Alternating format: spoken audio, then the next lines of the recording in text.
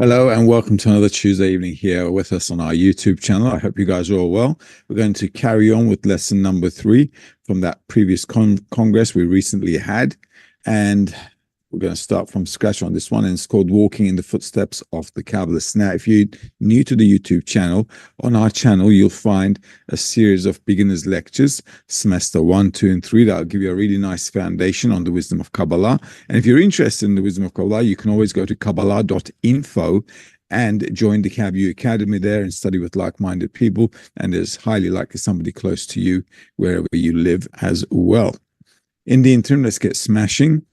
Walking in the Footsteps of the Kabbalists, lesson number 3 from our Congress. All right. Item number 1, this is from Baal Islam, introduction to the book, Panim Meorot Umazbirot.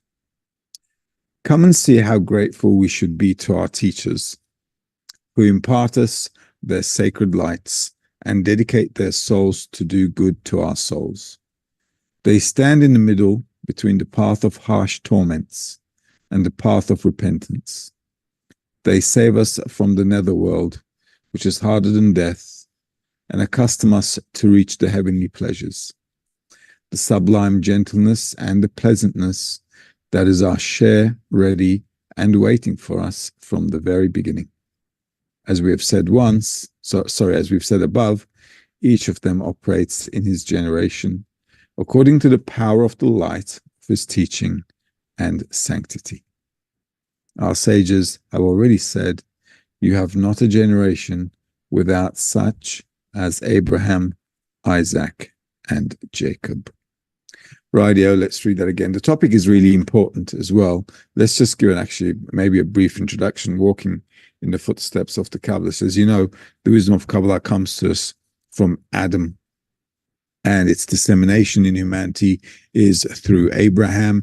And since then, many generations of Kabbalists, from Adam to Noah, from Noah to Abraham, there's always a Kabbalist in a generation that's teaching and guiding humanity to those who want to learn, obviously. And same here in our generation as well. So in the previous century, we had Baal Sulam, and we had Rabash, and now we've got Dr. Michael Lightman, and we're all learning in the path of the Kabbalists, so we can actually raise ourselves to a higher level of understanding, higher level of perception, a level where we can feel a higher reality. And this is why the Kabbalists have written to us for all these books and texts. And the important thing here is for us to kind of walk with them, take the path, and actually also reach those sublime levels that they have attained and raise everybody else as well to those higher levels. So we can actually kind of free ourselves from this, I don't know, from this swamp like world, where, as you can see, the world is in a lot of trouble with wars, all kinds of problems that humanity is going through, from hunger to wars to all kinds of personal, family, societal problems, violence, whatever is on the plate. So in order to overcome all these problems, we really need to elevate ourselves. And this is why we need to follow the path of the Kabbalists, who are teaching us how we can attain a higher level of reality or spirituality, or attain a soul, basically. So let's read this again. And if you have any questions, as usual, shoot them through. We'll try to clarify what we have through the text. Baal Islam says, Introduction to the book Panim Meorot Umazbirot, in item 8. Come and see how grateful we should be to our teachers who impart us their sacred lights and dedicate their souls to do good to our souls. This is truly, I think, not just a sentence, but anybody who really studies the wisdom of Kabbalah, especially with us, if you're studying with us, it's pretty obvious to us that the Kabbalists have really paved a path for us. They explain to us everything that's happening from A to Z, every step of the way, why we're going through all this stuff in life, and everything basically about the meaning of life, our nature, the laws of the general nature, and how we need to adapt ourselves, why we're going through all these problems and dramas in life, how to set it all straight, how to balance everything out, how to iron out all the creases in our life, basically. And once we study more and more, it just begins to make sense. And really, these Kabbalists begin to have great value in our eyes, especially Baal Islam and Rabash, who've really written things for our generation that, if we had been ironing out all the books from previous centuries on the wisdom of Kabbalah, we wouldn't understand anything. They really made it like an easy access procedure for us. They stand in the middle between the path of harsh torments and the path of repentance. That also is felt as we study and learn the wisdom of Kabbalah. When we look at life, we see how many problems humanity is going through. And even when we came to the wisdom of Kabbalah, we also felt a bit of darkness in our lives as well, didn't we? Because we were looking for the meaning of life. We're living and we don't really know why we're living. There's not a lot of taste in life. And, there's really nothing that pulls us to motivate us to really get anything done, because we're thinking, well, we're going to die in a day or two. Well, when I say in a day or two, in the future sometime, hopefully we get to live longer.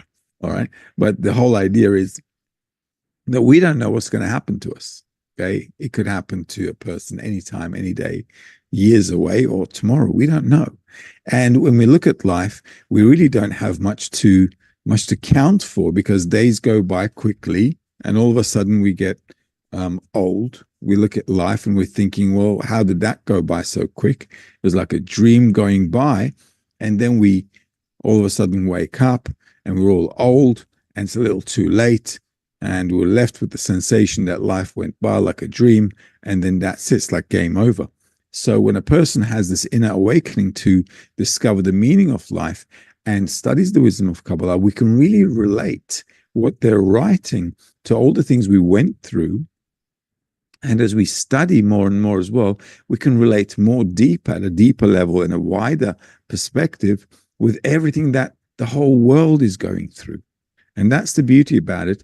That really gives us a higher level of understanding. It kind of brings us up. It gives us the inspiration to really attain the level of those Kabbalists, where they really have this higher level of sensation and they can kind of understand the whole reality and what's behind reality. They save us from the netherworld, which is harder than death, and accustom us to reach the heavenly pleasures, the sublime gentleness and the pleasantness that is our share ready and waiting for us from the very beginning, as we have said above. And seriously, the wisdom of Kabbalah really gives us the objective of life and how we can attain it while we're living here. You see, generally, we're not really left with much of a choice in this world, except in religions where they tell you something's going to happen after you end up dead. And the wisdom of Kabbalah is really, really cool because it says, hey, nothing's going to happen when you die. Everything is supposed to happen when you're alive. Okay. And then that kind of resonates and that just clicks because that's the logical thing. If anything's going to happen, it should happen while we're here, not when we're gone. Okay? So the Kabbalists have spent a great deal of time writing, explaining, and teaching to us that the whole idea of this dark reality we're in, where we can't really find ongoing fulfillment, and as humanity or personally, we're always going through dramas. It's always ups and downs and ups and downs. It's really tiring a person, actually, as well. And this is why as we get older, we just don't have any desire to do anything anymore. We just we don't want to do anything because we get tired. And this is the generality of humanity. And this is very normal and natural because we just don't see an end to it. So the Kabbalists are obviously understanding these things and seeing far ahead, are also writing these for our generation. Because as we get older, as we become a new generation, we begin to find life to be more, it's not giving us a light at the end of the tunnel, basically. So as with new generations, we're kind of like going from a dark state to a darker state. Each of them operates in his generation according to the power of the light of his teaching and sanctity. And our sages have already said, you've not a generation without such as Abraham, Isaac, and Jacob. So this is also really intriguing, how the Creator really fulfills all of humanity with Kabbalists in every generation. So in every generation, there's a teacher. In every generation, there is someone looking after us, guiding us, and helping us to elevate our soul. Let's move on to excerpt number 2. Baal HaSlam from Shamati 40. What is the measure of faith in the Rav? One must trust the opinion of his Rav and believe what his Rav tells him. It means that one should go as his Rav told him to do. And although he sees many arguments and many teachings that do not go hand in hand with the opinion of his Rav, he should nevertheless trust the opinion of his Rav. All right, so let's read that again. One must trust the opinion of his Rav and believe that his Rav and believe what his Rav tells him. It means that one should go as his Rav told him to go. And although he sees many arguments and many teachings that do not go hand in hand with the opinion of his Rav, he should nevertheless trust the opinion of his Rav. This is also a very important fact in the wisdom of Kabbalah. Because in order for us to nullify ourselves, nullify our ego so that we can perceive a reality above our egoism, we have to go with the mind of an upper level. At the end of the day, what is the Rav? The Rav is like a higher state. It's like parents and children. They're trying to raise us. And as they try to raise us, what do kids do? Well, we try to attain the mind and how the thought process of our parents work. Why? Because we want to adapt to this reality. Well, if we want to adapt to the reality of the Creator, well, we need to do the same thing, don't we? We need to adapt to the thinking process, to the mind, to the directions of someone who is at that level or who's at a higher level than me, at least. And that allows us to move forward, and it allows us to grow as well. So nullifying ourselves, taking what the Rav says on the path to development, on our development as, how we should go is really, really crucial, despite the fact that my worldly logic tells me otherwise. Okay, because our worldly logic is always going to work in the favor of our egoistic desire to receive pleasure for ourselves. All right, so there's no benefit in following that, because if we had benefit in following that, we wouldn't be looking for the meaning of life. We would have been pretty much okay with everything. Okay.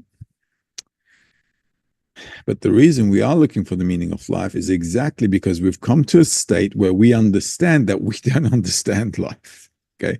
So now that we understand that we don't understand life, we want to take on the understanding of a higher level. And that is actually what a Kabbalist is. Bala Salam, a speech for the completion of the Zohar. You guys stop me if there are any questions, okay? So I'm moving forward. Every time one equalizes one's form with one's Rav, he adheres to him for a time. As a result, he obtains the knowledge and thoughts of the Rav according to his measure of dvekut. As we explain in the allegory about the organ that has been cut off from the body and was reunited with it. For this reason, the student can use his Rav's attainment of the Creator's greatness, which inverts bestowal into reception and sufficient fuel to give one's heart and soul. At that time, the student too will be able to engage in Torah and mitzvot lishma with his very heart and soul, which is the remedy that yields eternal dvekut with the Creator. All right, let's read that a second time as usual. Every time one equalizes one's form with one's Rav, he adheres to him for a time. So this is a state we need to get to, right? So in each degree, as the teacher, the Kabbalist, the Rav is trying to raise us, I have to equalize with him so that I can have his understanding. And at each level, we should kind of like equalize ourselves with that thought, intention, perception. As a result, he obtains the knowledge and thoughts of the Rav according to his measure of dvekut. So dvekut means adhesion. So depending on the student's adhesion to the Rav, they can get that measure of knowledge, that thoughts, and basically the sensation according to the student's measure, the measure of adhesion to the Rav. As we explained in the allegory about the organ that has been cut off from the body and was reunited with it. For this reason, the student can use his Rav's attainment of the Creator's greatness, which inverts bestowal into reception and sufficient fuel to give one's heart and soul. And this is also really important because with the teacher, with the Rav, you can use like the experience of somebody else, the knowledge of somebody else to elevate yourself to a higher level. This is how we grow in this world as well, right? Every generation doesn't reinvent the wheel. So we're taking on all the science, all the knowledge of the previous generations, aren't we? So we're taking them all, we're using their mind to add on and elevate ourselves to a higher level. The same thing with a Kabbalist. So if I'm really adhering to the Rav, to the teaching and to how the Rav is teaching, then basically I'm using the Rav as a leverage. Aren't I? I'm just elevating myself, just like I'm using the mind of my parents to grow up. And accordingly, I'm beginning to see the world, understand the world through their eyes, because I'm beginning to attain their mind, their mentality, their approach. At that time, the student too will be able to engage in Torah and mitzvot lishma with his very heart and soul, which is the remedy that yields eternal adhesion with the Creator. So once I reach that adhesion with the Rav, I'm also able to work in order to bestow, which means I am now at a spiritual elevated state, at a higher level of perception. And once we enter that higher level of perception, we always have this adhesion with the Creator. And then in the steps of spirituality, we add to that while we deeper and widen our perception, which is the connection actually with the Creator even more and more. Excerpt number 4. This is from Baal Islam, letter number 49. I order you to begin to love one another as yourselves with all your might, to ache with your friends' pains and rejoice in your friends' joys as much as possible. This is also a very important thing here.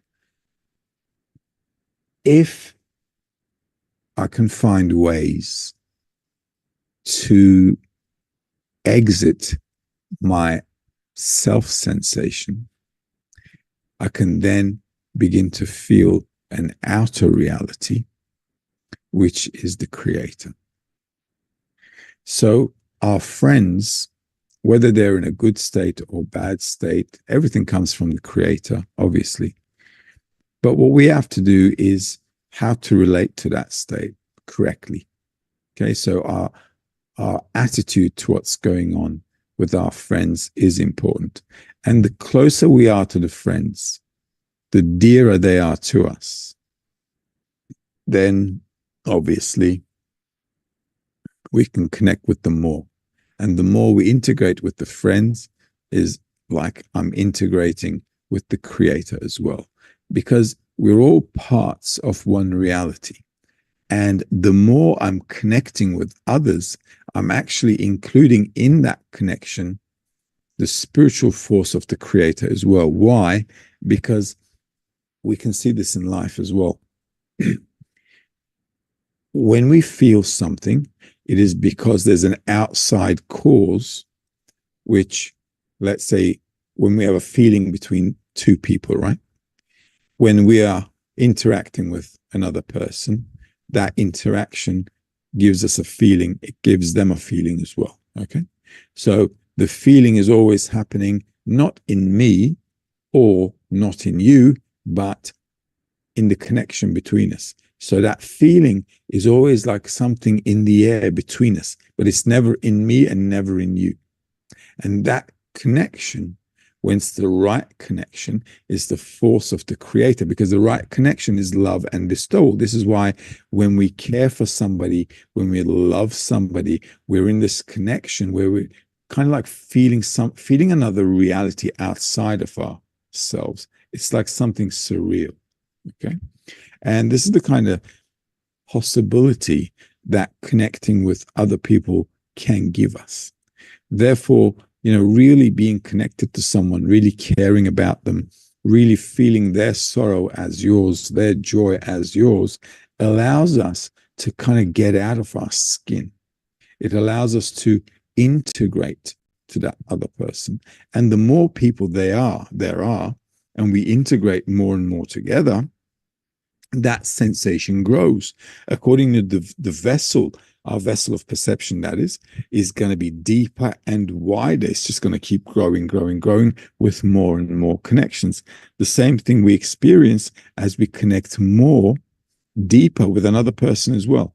Okay, so if I can have just an acquaintance with someone, I can have a close friendship with someone, or I could be in love with someone. They're all different degrees of connection, aren't they?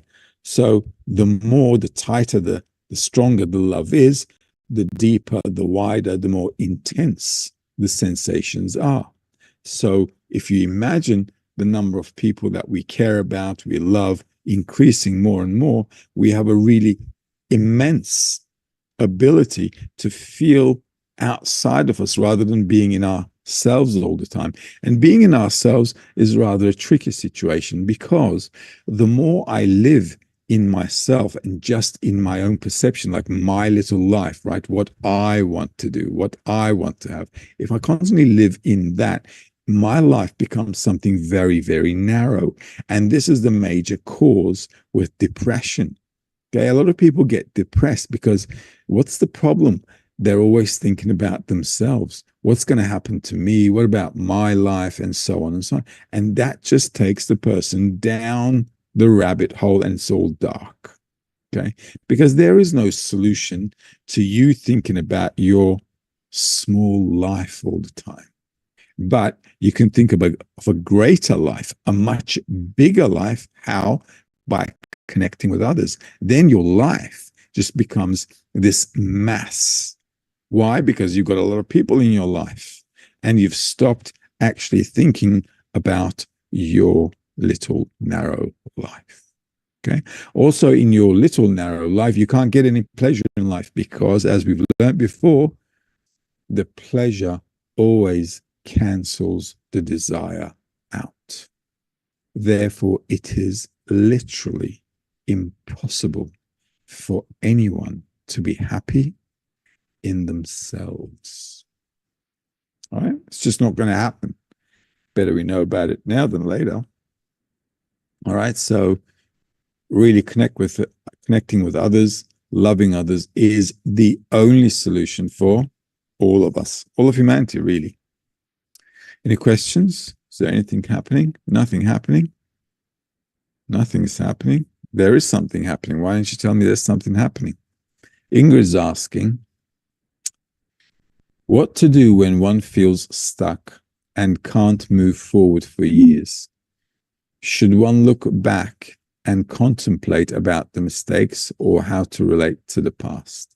Well, from the past, we should learn, but we shouldn't be really biting our nails for hours and hours and thinking about what I did, why I did this and why I did that.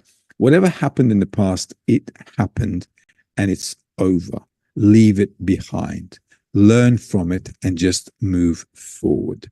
Now, how to move forward is a question. And the only way you're going to make tomorrow better is if you do something good today. All right. So tomorrow is not going to be a miraculous change if you don't do anything today. Right. So it's these little dots I have to join. So don't worry about the past. It's gone. It's done deal. It's over. We've got the experience. We've learned from it. And from all the experience and the knowledge and the learning we now have to move forward. Okay. If you're stuck or if you're feeling you're stuck for years, maybe you should reevaluate your framework, your study framework, to see how you can connect more. Maybe you should read more. Okay, that's also a possibility.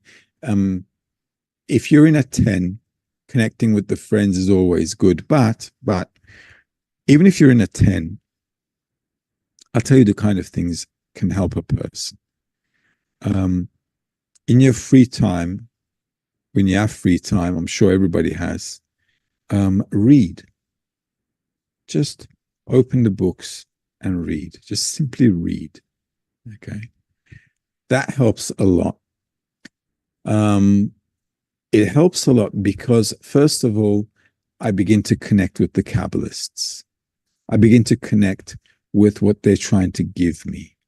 And from any situation you feel stuck, anyway, from my experience, whenever I read something, whenever I go over something, whenever I go into the lesson again, I seem to find an answer.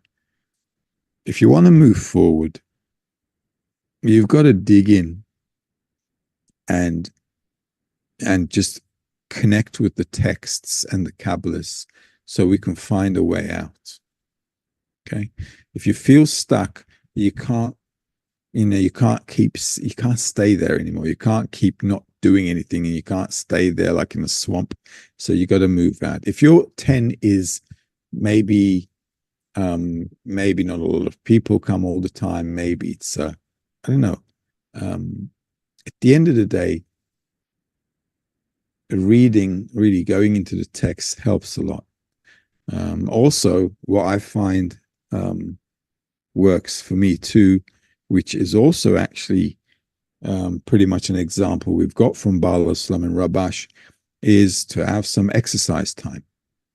Baal Islam used to go swimming often in the sea. Rabash used to go for walks in the morning. Okay. And those are like really good examples. And sometimes what the mind and the heart can't really understand or relate to, you just need to put aside and sweat it out. And, just do something physical. I used to wash dishes in the center when I had like those stuck moments. I used to go down and just wash the dishes. Don't think about it, just wash the dishes because there's always something to wash down there. Okay. And that used to help a lot. Sometimes I should just go for a run, and just, kind of like start with a new page when I come back. But those are little things we need to really think about, how we can trick ourselves to stay on track while going through the sand pit, So, yeah. All right. Melike is asking, hello, teacher. What are the rewards and punishments that come from the Creator? When will we become aware of this? How can the Creator make us feel these things? Well, without the feeling of the Creator, we can't really feel them, can we? Okay. So I hope so. You better start praying we feel the Creator. Okay. Because then we can understand what reward and punishment really is. Obviously, we're not being rewarded or punished according to our corporeal minds. Okay. Because obviously a reward is, elevating ourselves higher in spirituality.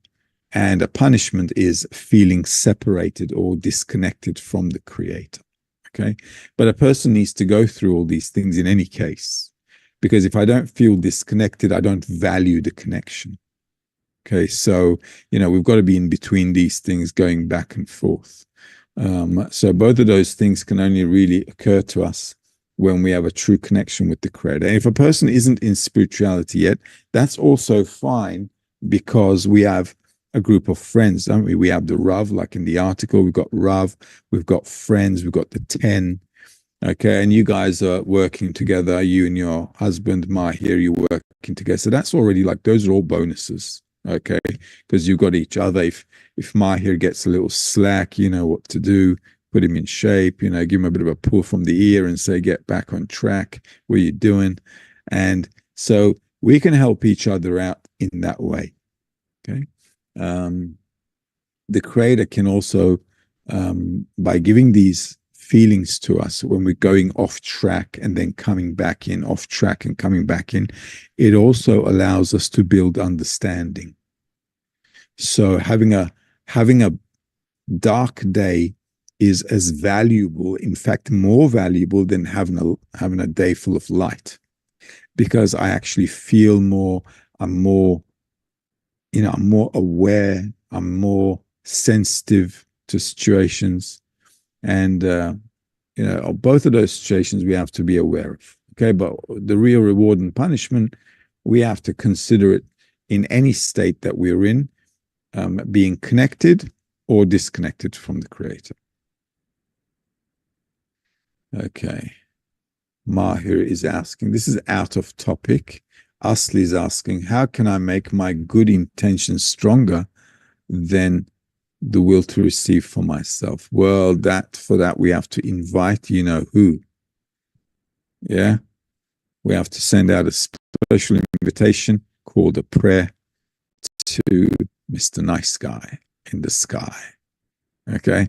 Because we are unable to change ourselves. However, wanting to change ourselves for the better is the right invitation. It is the right prayer. How to get there, well, how to strengthen ourselves to that all the time as well, it is only by the environment. There is no other way. Imagine you studying the wisdom of Kabbalah on your own. How long can you last? Not long. It's just not going to happen. It's just not possible. Also, we wouldn't get anywhere simply because we'd never feel anything, because there's nobody around us to give us sensational feedback. And without any sensational feedback, there's nothing to talk about. It just would be some kind of Greek philosophy inside of us, not getting us anywhere. Only the environment can help us. But the environment, even if your 10 is a bit, maybe a bit weak or weak according to the person, doesn't really matter. Like I gave the recommendation to Ingrid as well. If you have spare moments, just read things. Delve into the books, even if it's just 5 minutes. Just read a paragraph, read a sentence, then think about it. What does he mean? What does he want from me? What do I need to be? And so on. Because the more I think about what I want to become according to the text that I'm studying, the thought can actually strengthen the desire. Right? The more I think about it, it can strengthen, it can mold, it can direct, help my intention as well. All right. So how many have we got? Okay, so maybe we can finish this off. Let's see. We're on number 5. You should believe that your teacher's bodily matters are truly engagements of the soul.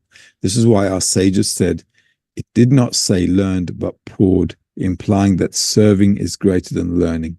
A student should be in true annulment before the teacher in the full sense of the word, for then he unites with him and he can perform salvations in his favor. A student cannot adhere to his teacher's soul as it is above his attainment. Let's read that again. Baal Islam letter number 45. You should believe that your teacher's bodily matters are truly engagements of the soul. So it's kind of like my friend's corporeality is my spirituality. Okay, so despite the fact that the Rav might be engaging in something corporeal, bodily, for us it should be a spiritual matter. Why? Because we're in corporeality, and somehow we need to relate to that in a spiritual way. This is why our sages said, it did not say learned, but poured, implying that serving is greater than learning. Right? This is an example of a student, how he was pouring water for his Rav to clean his hands, and his serving him, pouring the water so that his teacher can clean his hands, has much more merit than learning what's in the books.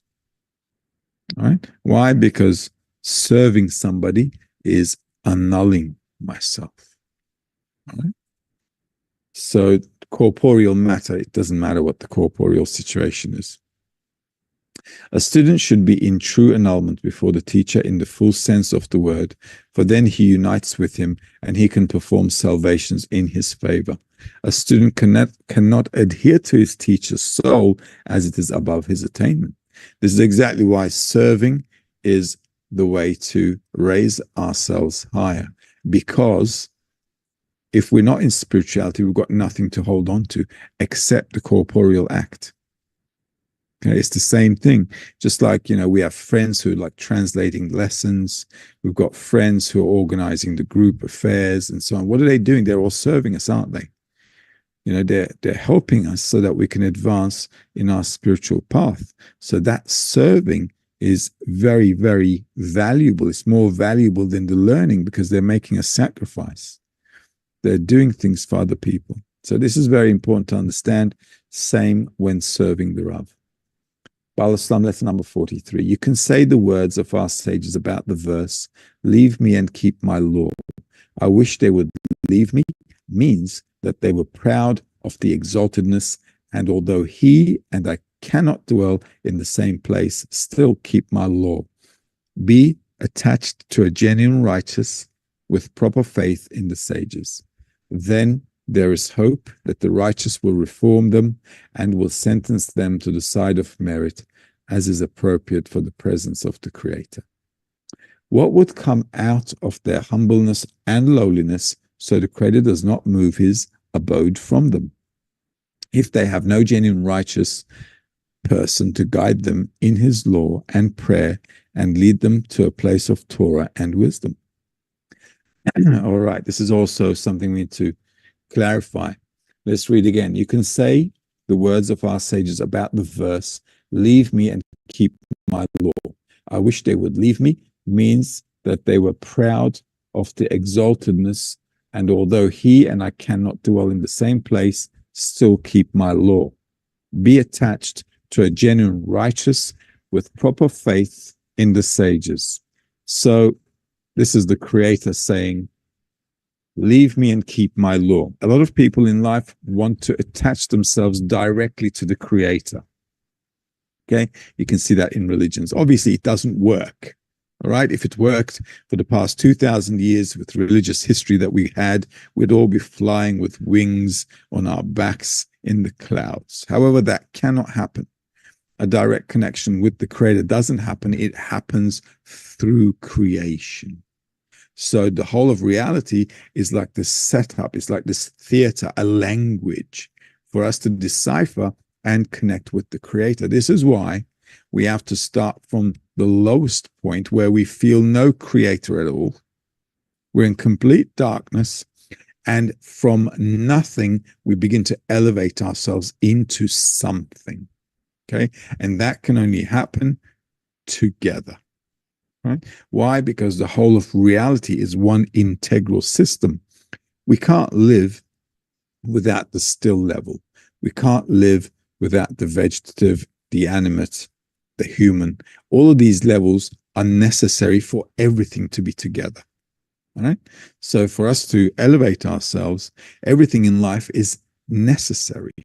We can't even say that the Creator created a person out of, I don't know, boredom, or a person isn't necessary.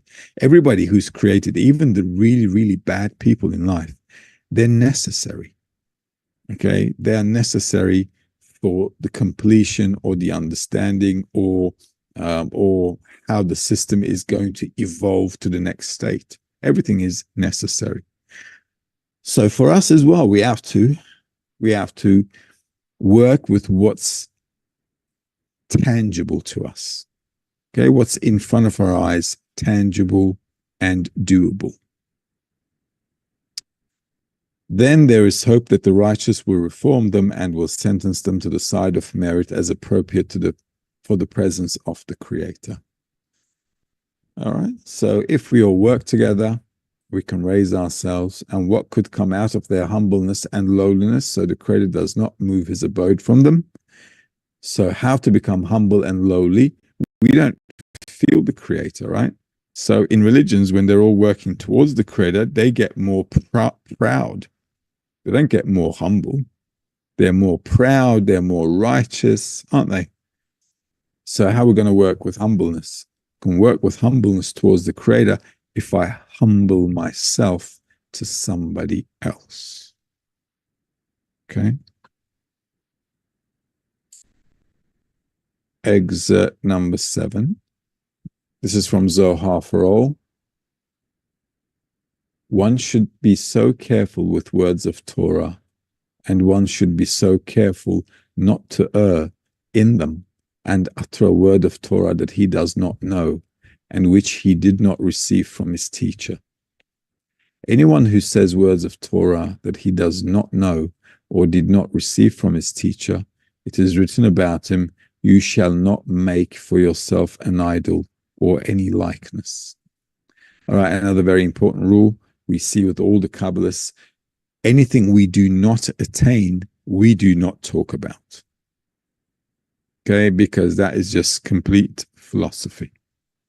Okay, it's sometimes we see people in the media or on TV, they talk about situations that are happening in other countries. Okay, they make all kinds of comments about the events and happenings in other places. So you go to them and you ask, well, have you ever lived in that country? No. So how can you make a comment? That is the dumbest thing ever. Okay, why? Because they have no hands-on experience on the field. So what do you have to talk about? What can you possibly say except trash? All right? And that's basically it. Same here.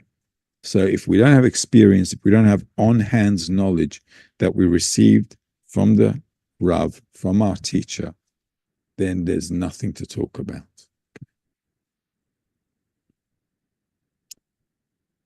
Excerpt number 8. This is from Rabash, article number 1. What does "may we be the head and not the tail" mean in the work? All the work of the created beings, that they must work above reason. It is impossible to do anything without faith in the sages who arranged for us the order of the work. Once a person has accepted his work as a tail to the lions, he follows the sages to walk only as they had arranged for us. This is, as our sages said, be dusted by the dust of their feet. okay, by the dust of the feet of the sages. So I have to annul myself completely. This is the same thing if I want to be a master of anything in life as well, right? So if I want to be a good carpenter, if I want to be, I don't know, good at anything, an artist or whatever, I have to really annul myself to whoever is teaching me so I can get everything, every skill they have. Okay. If I constantly think about what I'm like, how I'm like, blah, blah, blah, I will not get anything. So if I want to attain anything, I have to come with an empty cup. Okay. And I have to understand that I'm completely empty and that this person can fill it up. And I want to fill it up with their wisdom and their knowledge and their understanding. In order for me to do that, I have to understand that I am low. All right. It's as easy as that. This is how it works in corporeality as well. So there are no surprises here. Okay. Laws of nature do not change. It's the same for everything. So I have to go above my reason. The important thing here is this. Sometimes, well, many times, okay, many times a person may not agree with the Rav, the teacher, the Kabbalist, okay, because our corporeal mind dictates otherwise. And sometimes we feel that the Rav one day tells us something and the other day tells us something else, and they're like completely opposite or contradictory to each other. And then he said, but yesterday you said this and today you're saying this. Well, today is today. And yesterday was yesterday. Okay. And this is true. This is true. But in life, it's always like that. What was true for me yesterday can be a lie today. As we grow up, doesn't our understanding of life change? It changes. So we're used to changing. We're used to changing opinions. We're used to changing. We're used to the inner changes that give us a new perspective in life. Right? So despite the Rav or the teacher saying contradictory things, the student, in order to annul oneself, must always go with the Rav. And this is why it says you must be a tail to the lions, completely annulling your own mind, and you just go with what the Rav says. Okay. And that's how it is. Okay. Even that sometimes to us is very contradictory, isn't it? Say, what? Now I have to go completely with the mind of the Rav? What about my mind? What if I think it's wrong? It's just how it is. Okay. Sometimes we send kids, well, not sometimes, we're sending kids to school, right? And sometimes they don't want to go. They go, I don't want to go to school. I don't want to do this. I want to do that. Okay. But, we say, you got to go. So despite the fact that it doesn't seem right to them that they should be pressured to go to school, we understand that according to their small minds, they're wrong. But when they grow up, they will understand that we were right. And it's a good thing we sent them to school, despite the fact that they didn't want it. So a person's mind is pretty much the same when we're learning spirituality. The student doesn't have a mind. What spiritual mind can it possibly have? The student comes from a corporeal background.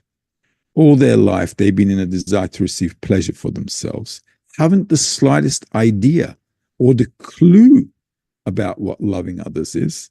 Never even occurred to them that they should be in such a mode. Okay.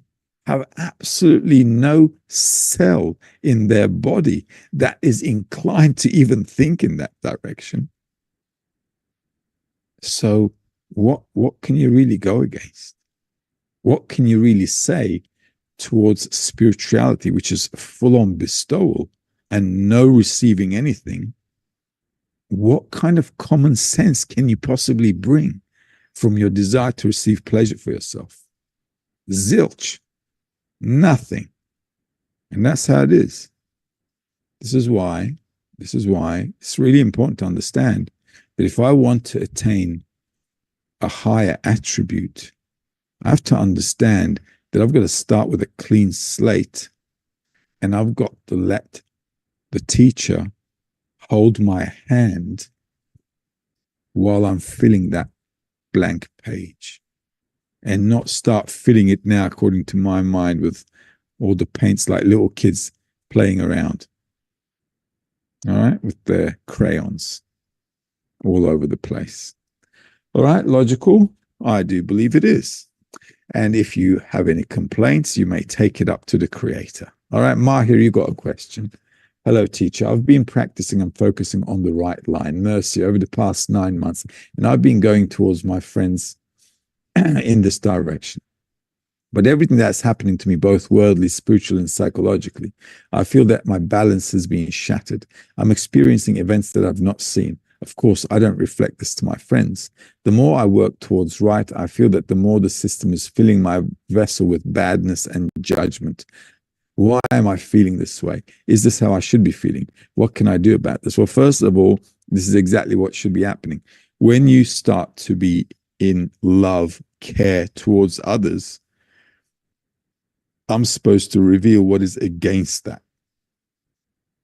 Remember, we always perceive reality in two opposite things, right?